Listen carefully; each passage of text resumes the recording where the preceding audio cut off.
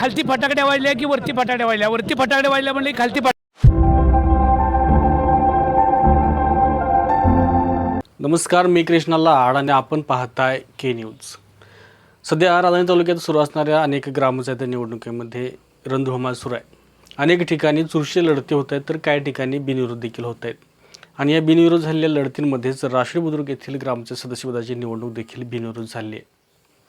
खरं तर आश्चर्य आहे, कारण ईर्ष्याचं राजकारण खेळणाऱ्या या गावातील निवडणूक बिनविरोध होऊच कशी शकते असा एक प्रश्न उपस्थित होतोय. पण काही असलं तरी बिनविरोध झालेलं आहे. मग ह्याला किती कारणं असू शकतात. मुळात ही जी निवडणूक झाली ती युवा वर्ग आणि ज्येष्ठ अशांमध्ये ही लढत होणार होती.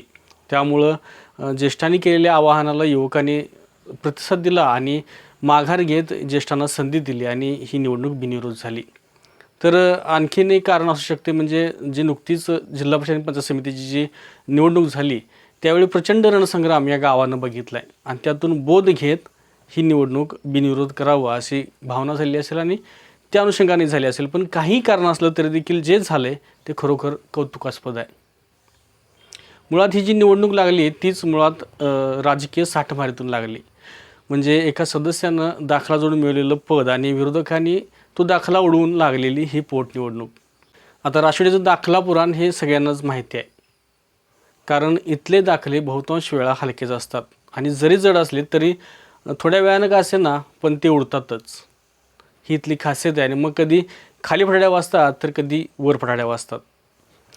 असो, एकंदरीत चर्चेचं आणि ईर्ष्याचं राजकारण खेळणाऱ्या ह्या गावातील आतापर्यंतचा राजकीय प्रवास, राजकीय कर्तृत्व, राजकीय व्यक्ती, त्यांचं माहिती आणि त्या सर्वांमधूनच या राष्ट्रवादीची चाललेली राजकीय वाटचाल, विकास वगैरे ह्यावरचा आपण आज रिपोर्ट करतोय.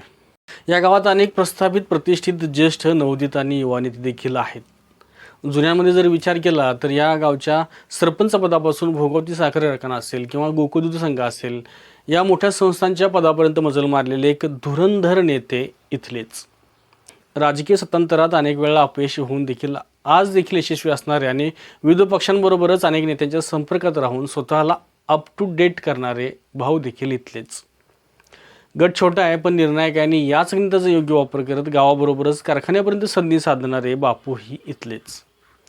आता ज्येष्ठ आणि प्रस्थापितांमध्ये मोजकी संख्या असली तरी देखील नवोदितांमध्ये मात्र दादा, भाऊ, भैया, आबा, आप्पा अशांमध्ये वारेमाप गर्दी आहे.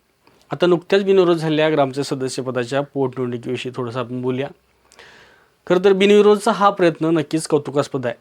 यामागची कारणं काही असली तरी देखील जे काही झाले ते या गावाच्या गौरवास्पद आहे. पण हीच पॉलिसी पुढे राहील का, हा मात्र नक्कीच मोठा एक प्रश्न आहे. कारण गटातटात विभागलेल्या या गावात प्रत्येक राजकीय नेत्याला भरमसाठ आत्मविश्वास आहे की आमचाच गट आणि आम्हीच या गावचा विकास करू शकतो. आणि मग सत्ता मिळवण्यासाठी यातून सुरू होतोय संघर्ष आणि या संघर्षातूनच गावचा विकास बाजूला राहतोय आणि खर्च मात्र भरपूर होतोय.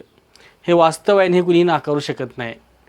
मी थोडंसं स्पष्ट बोलतोय पण मला कुणालाही चुकीचं ठरवायचं नाही, पण बोलणं गरजेचं आहे. कारण ही जी सुरुवात झालेली आहे ही चांगली सुरुवातीमध्ये सातत्य राहणं ही गावच्या विकास दृष्टीनं अत्यावश्यक आहे. रस्ते, गटर्स म्हणजे विकास ही संकल्पना घेऊन जर कोणी सत्ता मिळवणार असेल तर त्यांना विकास म्हणजे काय नेमकं हे समजलेलंच नाही. विकास म्हणजे काय तर स्वयंपूर्ण समृद्ध गाव, बेरोजगार आणि शासनाची योजना न मिळणारा गावकरी या गावात शोधावं लागणं म्हणजे विकास. आपल्या गटाबरोबरच विरोधकांनाही लाभार्थ्याच्या यादीमध्ये पाहणं म्हणजे विकास. आमदार असतील, खासदार असतील, मंत्री असतील अशा सर्वांकडूनच निधी उपलब्ध करून त्याचा योग्य वापर करणं म्हणजे विकास. अशा अजूनही बऱ्याच व्याख्या आहेत पण त्या दुर्लक्षित आहेत, दुर्मिळ आहेत. हे सर्व होऊ शकते पण तसा प्रतिसाद गावकऱ्यांकडून देखील मिळाला हवा आहे. कारण गावचा जो महसूल आहे, घरपळा असेल, पाणीपट्टी असेल, ती वेळच्या वेळी भरून आपण सहकार्य करण्याची भावना देखील प्रत्येक गावकऱ्यामध्ये असायला हवी. मिळालेल्या माहितीनुसार आत्ताच्या घडीला या गावच्या नळपाणी पुरवठा योजनेचं साधारण कोटभर रुपये बिल बाकी आहे. जवळपास 2000 उंबऱ्यांच्या या गावात 30-35% फक्त लोक प्रामाणिकपणे घरपळा आणि पाणीपट्टी भरतात आणि बाकीचे 60-70 लोकांची थकबाकी आहे. या थकबाकीदारांच्या थकबाकीमुळे कोणत्याही क्षणी या ग्रामपंचायतीचा वीज पुरवठा खंडित होऊ शकतोय. आश्चर्य आहे, पण जेव्हा मला ही माहिती समजली तेव्हा मला देखील प्रश्न पडला की ही नेमकी थकबाकी एवढी राहिलीच कशी. मग याचा मागोवा घेण्याचा मी प्रयत्न केला तर त्यावेळी समजलं की आमच्याकडे पाणी येत नाही, आमचं गटर साफ होत नाही, आमच्याकडे रस्ताच नाही, आमच्या दारात लाईटच नाही. अशी एक ना अनेक कारणं या थकबाकी मागे आहेत. मग सत्ता बदलत गेल्या तशी थकबाकी देखील वाढतच गेली. आणि आतापर्यंत ही थकबाकी कव्हर करण्याचं धाडस कोणालाही आपल्या सत्ता काळात करता आलेलं नाही. हे दुर्दैव आहे, कारण इथं प्रत्येकालाच पुन्हा उभं राहायचं आहे. मी काय म्हणालो पुन्हा एकदा ऐका की इथं प्रत्येकाला पुन्हा उभं राहायचं आहे. त्यामुळं कुणीही रिस्क घेऊन वसुली करत नाही. गावचा गावगाडा चालवायचा असेल तर नेते मंडळींनी जसं प्रामाणिक राहायला हवं, तसंच ग्रामस्थांनी देखील प्रामाणिक राहून त्यांना साथ द्यायला हवे. मुळात हा रिपोर्ट बनवताना मी कोणालाही समोर ठेवून हा रिपोर्ट बनवला नाही, तर जी काही परिस्थिती आहे त्यावर बोलणं गरजेचं आहे आणि हेच कुणी आजपर्यंत केलेलं नाही आणि म्हणूनच मी हा रिपोर्ट करतोय. या रिपोर्टवर प्रतिक्रिया देखील उमटू शकतात, मला माहिती आहे. पण खरी परिस्थिती जी ग्रामस्थांपासून नेत्यांपर्यंत सगळ्यांनाच माहिती आहे आणि ते समजून देखील अनभिज्ञ आहेत, अशांना याची जाण व्हायलाच हवी. म्हणूनच हा प्रयत्न आहे. गाव विस्तारते, गावची लोकसंख्या वाढते आणि तशाच या गावच्या गरजा देखील वाढत आहेत आणि ह्या वाढत्या गरजांमधून समस्या देखील मोठ्या प्रमाणात समोर येत आहेत. गल्लीबोळ काँक्रीटीकरणामुळे चकचकीत होत आहेत, चौकात चौकात हायमॅक्स लागत आहेत, झगमगाट होतोय, पिण्याचं पाणी, कचऱ्याचं साम्राज्य, भटक्या कुठण्याचा सळसळाट, तुंबलेली गट्टर असं याकडे दुर्लक्ष करून चालणार नाही आहे. साहेब असोत, भाऊ असोत, आबा असोत किंवा दादा असोत, सर्वांनाच या समस्यांवर उपाय काढून या विकासाला जिंकायला हवं आहे. नाहीतर राजकीय ईर्षेतून गाव जिंकण्याच्या नादात गावचं नाव विकासाच्या, समृद्धीच्या आणि स्वास्थ्याच्या शर्यतीतून गायब होईल. असो, हा जो बिनविरोधचा प्रयत्न झाला आहे, चांगला प्रयत्न झाला आहे, त्याबद्दल सर्व पक्षांच्या, सर्व गटांच्या, सर्व नेत्यांचं मनापासून कौतुक आहे आणि असाच प्रयत्न पुढे देखील व्हायला पाहिजे अशी सदिच्छा आणि शुभेच्छा देखील आहेत. पण या रिपोर्टच्या शेवटी जातात मला पुन्हा एकदा भाबडा प्रश्न पडला आहे. सदस्यपदाच्या पोटनिवडणुकीसाठी सगळ्यांनी माघार घेतली हो, पण असा प्रयत्न सरपंच पदाच्या निवडणुकीसाठी होईल का? काय वाटतं तुम्हाला? तुम्ही देखील कमेंटमधून व्यक्त व्हा.